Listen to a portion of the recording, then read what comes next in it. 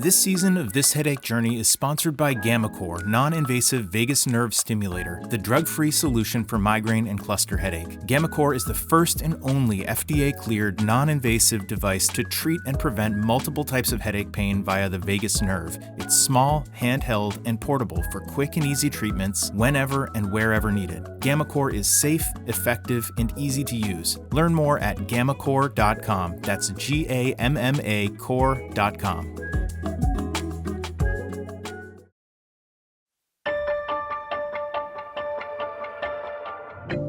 Hi, my name's Adam Flaherty, and this is episode 4 of This Headache Journey, a podcast where I recount the many interventions and modalities I've tried over the years to reduce the frequency and intensity of my own chronic headaches so that you have new ideas and options to consider in your own headache journey. I want to remind you, however, that I am not a doctor, and nothing you hear in this podcast constitutes medical advice in any way. Before I get into the subject matter for today's episode, visual training, I'm going to ask you to please consider subscribing to this podcast wherever you listen. Maybe that's Apple Podcasts, Spotify, Amazon Music, Overcast, Hark Audio.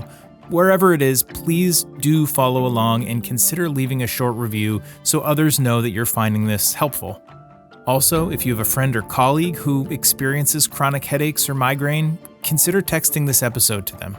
What if this episode of this podcast was the thing that helped them reduce their chronic pain?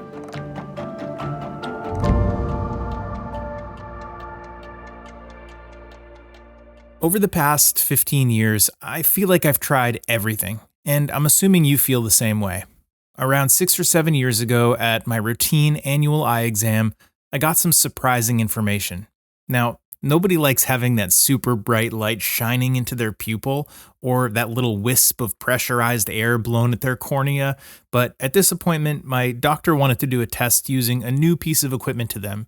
It was a device where I looked in with both eyes and saw images of little fish swimming at different distances away. And she made a few adjustments while the machine took data or measurements from my eyes. And when I was done, she quickly reviewed that information and she told me that my eyes were weird. Now, this was surprising to me because my vision has always been strong, and she actually confirmed that my eyes are very healthy and my vision is strong, both at close distances and far distances. So, of course, this new report inspired some questions from me. What does weird mean?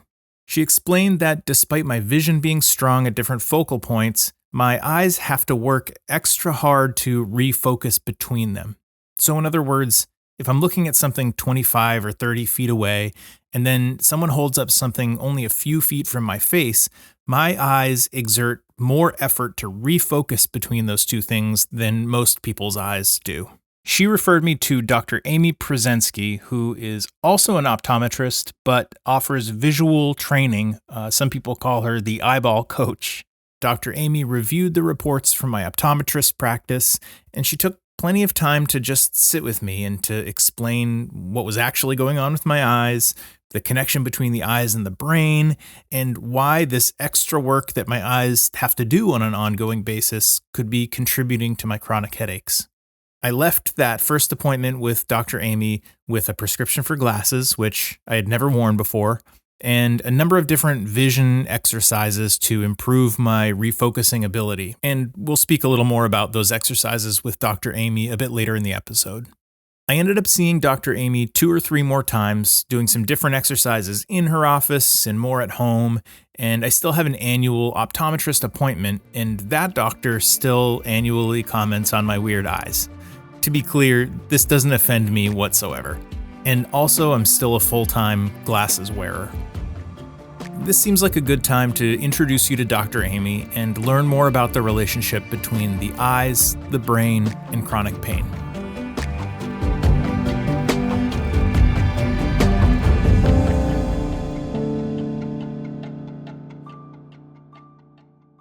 So I'm Dr. Amy Pruszenski. I'm an optometrist, and my practice is visual victory training in Portsmouth.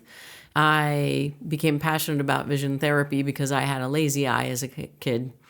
And my eyes are straight without surgery because the Navy eye doctor knew about vision therapy and taught mom what to do. And back in those days, you did what you were told or you didn't get dinner. And so my eyes now work well, and I wanted to help other people get their visual systems working well. Vision therapy is traditionally thought of as physical therapy for the eyes. You might call it that. We have people do various activities to explore how their visual system works and guide them to make their system work better. So that's pretty much the vision therapy end of things. And beyond that, you might say that I also do visual rehabilitation for patients who had it working at one point, presumably, and then have some sort of injury or neurocompromise or autoimmune issue, and then need to get it working again better. So for somebody who doesn't have one of the things that you just described, how would a typical patient arrive at your practice? Luck.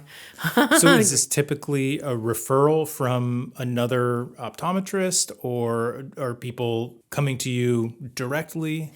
It is a mixed bag. So some optometrists do refer to me. If they don't do this kind of work, they're happy to let me do my part. And in a similar manner, if somebody has glaucoma or some of the other ocular disease issues, I refer to the person who's best at whatever condition the patient has. So I would say the occupational therapists, physical therapists. Now I have the pleasure of working with pediatricians and neurologists and physiatrists. They understand the value of what I do, and I've been around long enough now that they're willing to send patients to me. There are a number of primary care physicians. There are a number of chiropractors. There might be other professionals along those lines that will refer to me as well. And patients often find me on their own. They're desperate, they're miserable, and they've been told there's no problem, or they've been told they will never get better from their problem, and they're not satisfied with that, so they're researching online, and they find, oh, there's this whole thing I didn't know about. And so that's how some people find me as well. So for patients who have been experiencing chronic headaches, maybe for years in some cases, what is your first step with a patient who comes to you having experienced that? Examination is always the first thing. I like to joke that I'm interviewing your brain. And so I want to see, how is your brain doing things currently? Is there a visual component, first of all? And there are a few that don't, but most of the time, by the time somebody gets to me, there's usually some sort of vision thing. So I'll do an examination. I find out, are the eyes coordinating together? Are they tracking together? How is the system working with regard to efficiency? Is it they can force their body to do something, and they can read the eye chart, and they can make their eyes cross, and they can do things, but I'm watching them and they're getting pale and sweaty, and they're putting every ounce of their energy into it? That is often a trigger for a headache. And so there are patients whose numbers look normal. And what the optometric extension program, another source of my education, likes to say is it an optometric measurement problem, or is it a vision problem? And so just like somebody might muster everything they've got to do the thing you've asked them to do as far as a test, it doesn't mean it didn't take everything out of them, and there's a price to pay for that, whether it's headache or nausea or dizziness or confusion. Sometimes they just can't process what they saw, but they did what you asked them to do.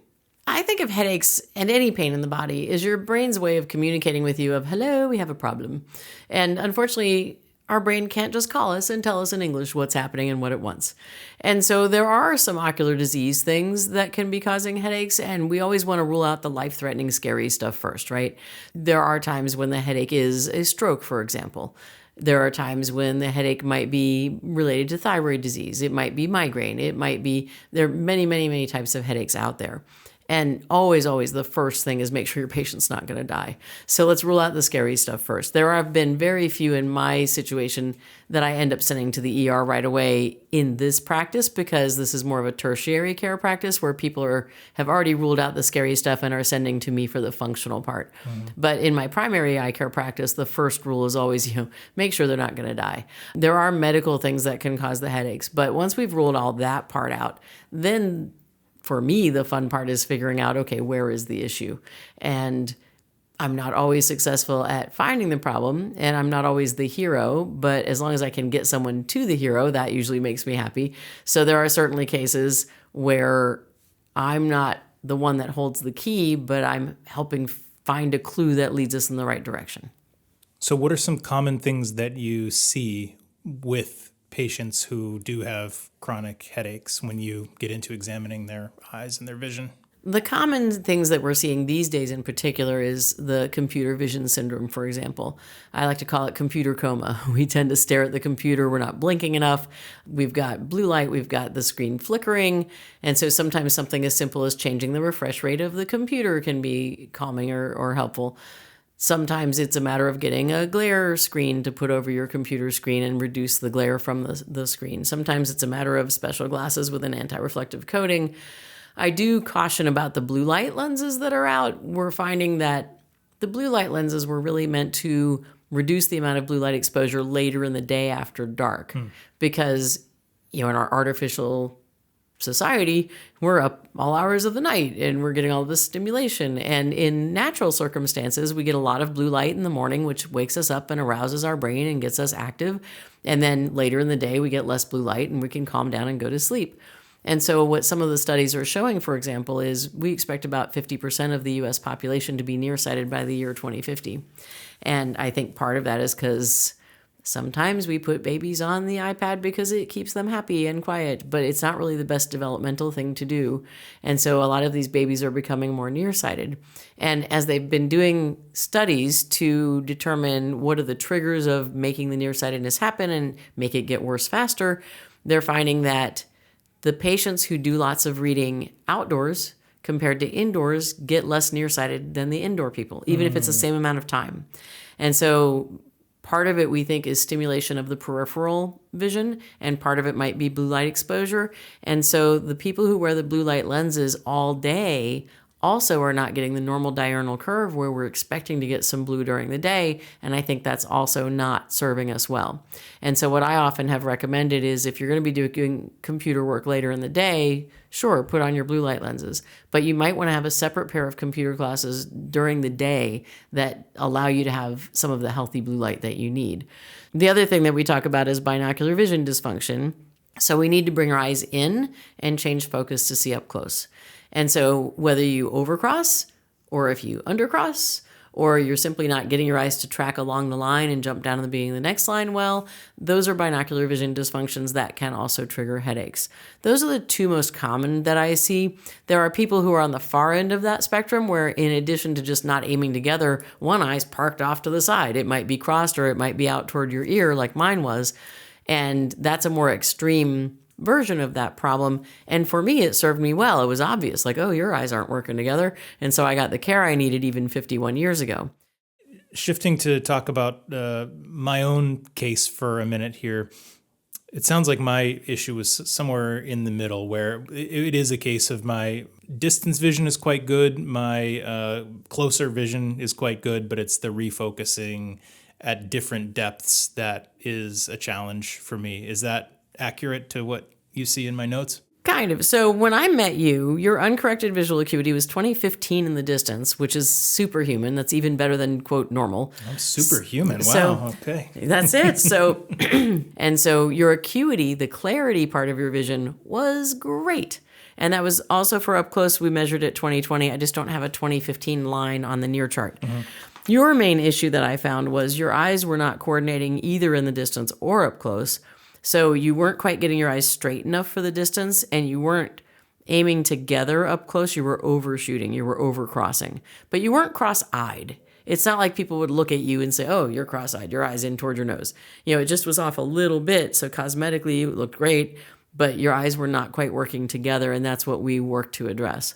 And I was prescribed glasses that aim to help with that issue, and you also gave me a number of different exercises to do in between our number of appointments that we had. And this was just for context for listeners, probably 5, 6, 7 years ago, something like that. It would have been January of 2019, believe it or not. Okay. All right. So it was a while back. 6 years. So can you give listeners an idea of the types of exercises or homework that they might be given in between appointments?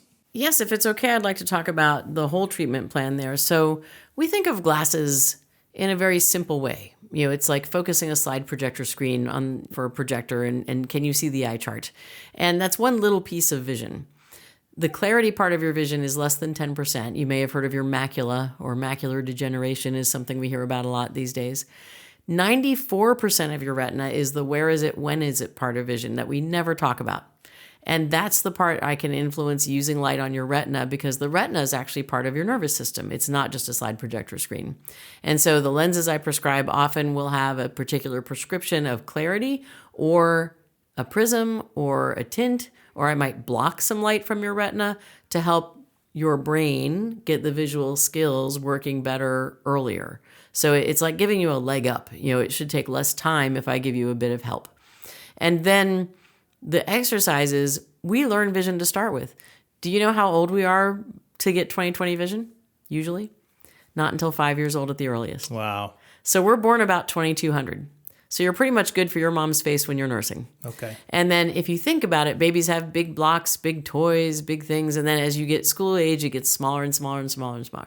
So we're teaching our children to see, we just don't realize it. Mm-hmm. And so just like you learned it the first time, you can learn it later in life. So language, for example, is something that's obvious, right? We have to teach kids how to make the sounds, they're repeating sounds back to you, and you learn what things are called and all of that. Well, I could learn a foreign language at this age. It will take me longer than a 5-year-old, and I'll have an accent, but I could make my brain do it. In a similar way, when we're doing vision therapy or vision rehabilitation, we're giving your brain the opportunity to explore the visual system and see where it's making its mistakes. We're not set up to learn it at this age, so it's less likely to happen on its own spontaneously.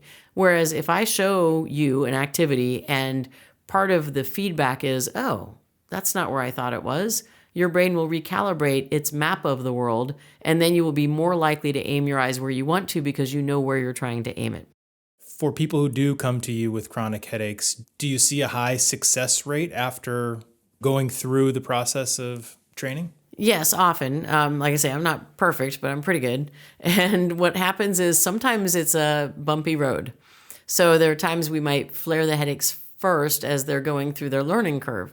So just like a baby learning to walk is going to fall on his rear end a few times, but he has to. Mm-hmm. If the parent tries to prevent that from happening, you're actually hindering that learning process. So you have to figure out how far is too far this way, how far is too far that way. And so we are trained to watch for signs of the physiological distress that might indicate, okay, we've pushed too far, let's back off, and try to prevent the headache from getting worse.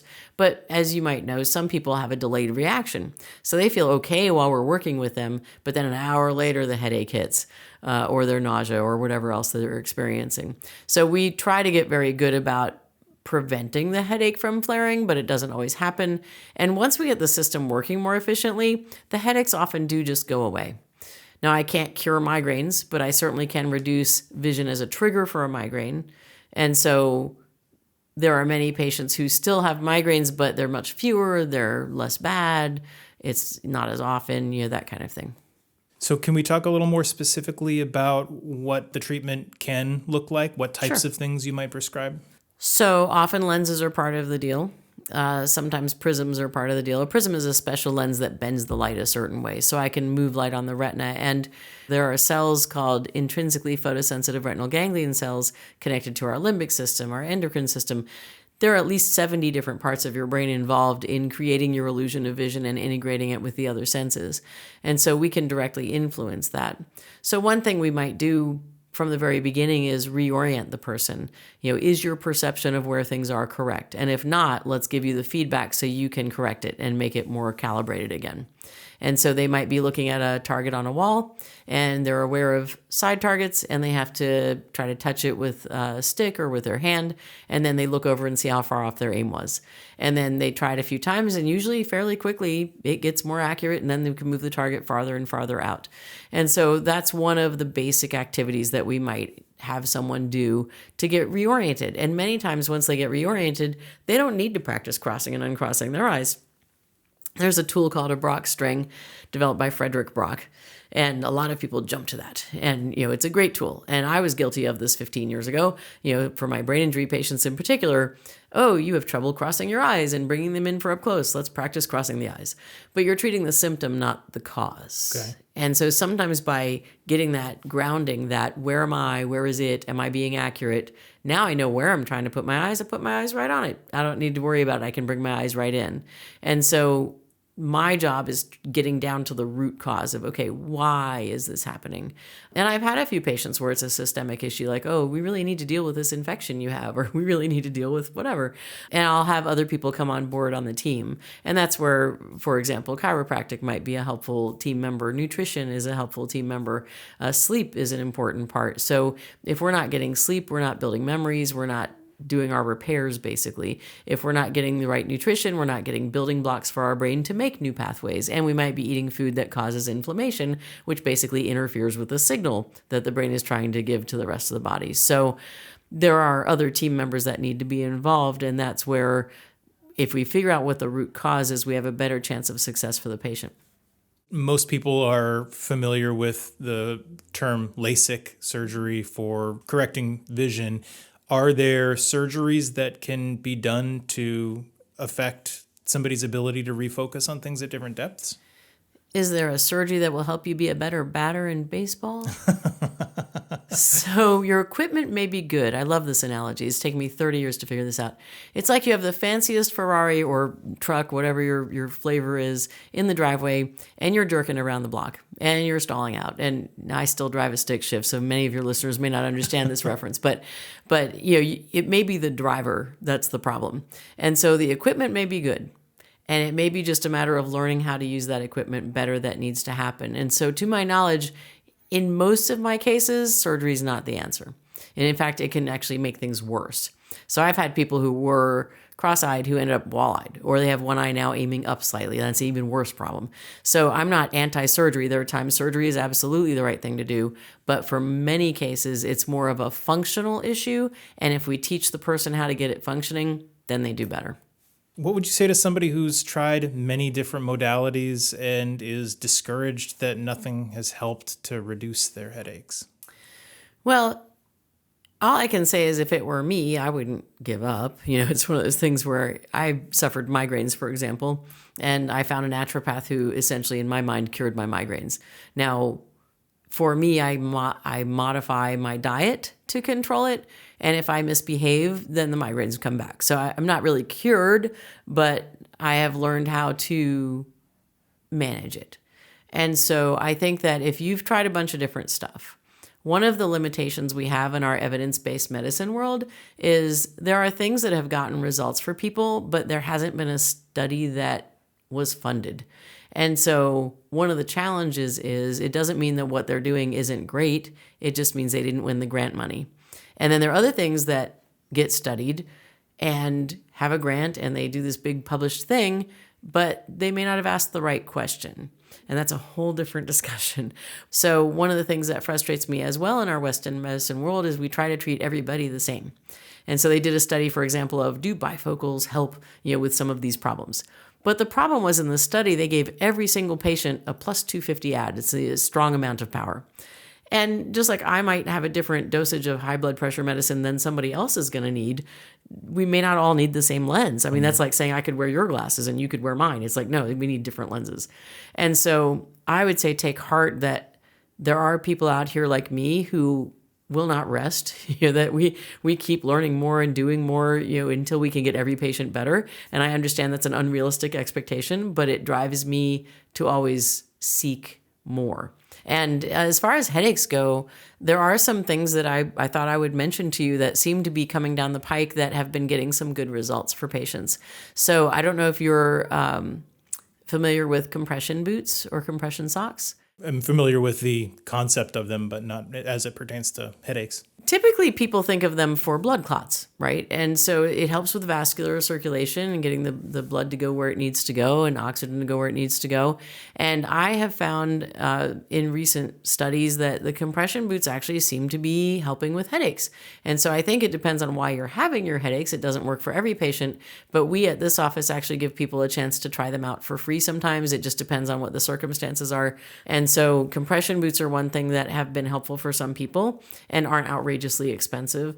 Another thing that we're looking at is red light therapy, which is all the rage in Europe at this point for lots of things, including macular degeneration, which hasn't gotten to the US yet, but I'm trusting will because they seem to be getting good results.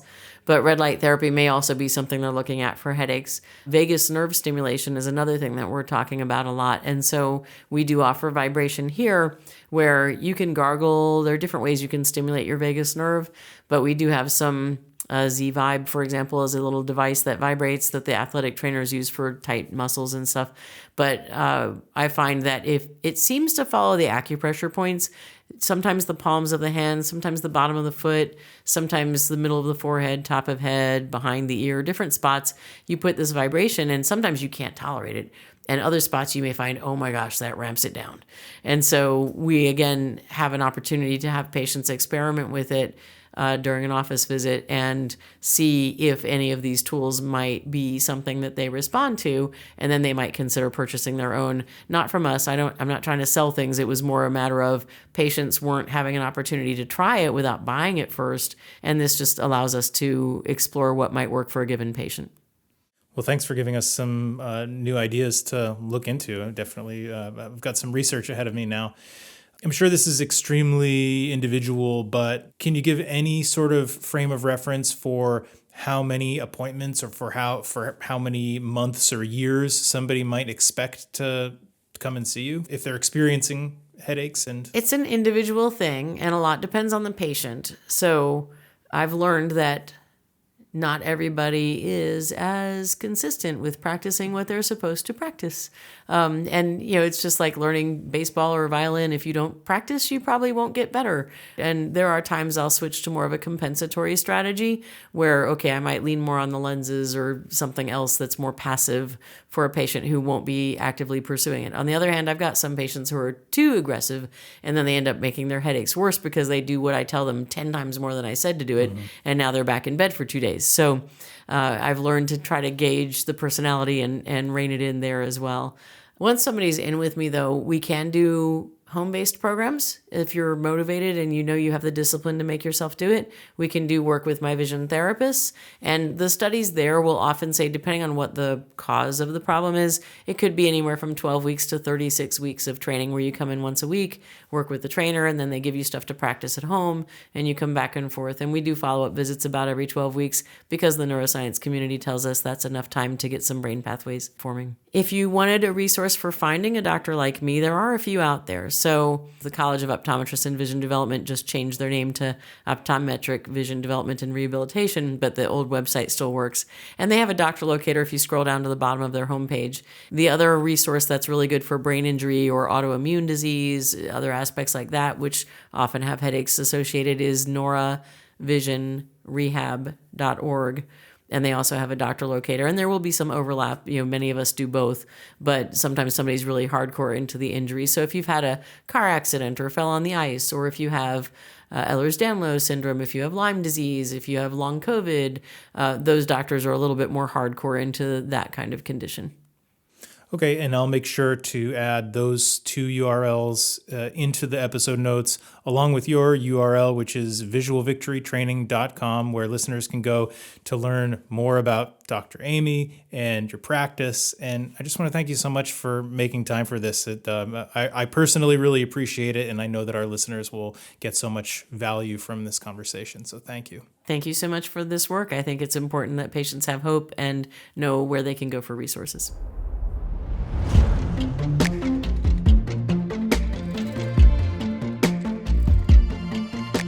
On one hand, it's discouraging to have good vision but still need to wear glasses and still have my chronic daily headaches. On the other hand, it's important to me to have a clear picture of my health and the things that could contribute to my pain. So for that, I'm grateful to have connected with Dr. Amy. What do you think about visual training? Could there be something more going on with your eyes that could play a role in your pain?